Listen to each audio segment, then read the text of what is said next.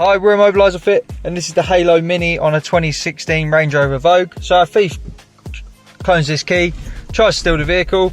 They go to drive off. When they select a gear, car's going to cut out.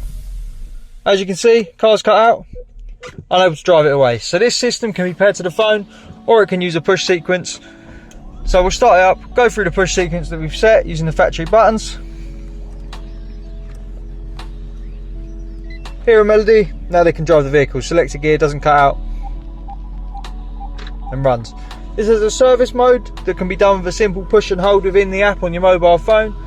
Once it's in service mode, it won't come out until you tell it to. Also, the customer can set their own code on this between 3 and 21 presses. So they can set the combination up to 21 presses of any supported buttons they want.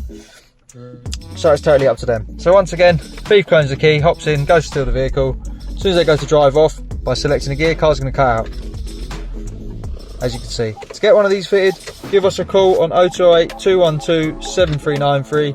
This is the Halo Mini Immobiliser on a 2016 Range Rover Vogue. Thanks for watching.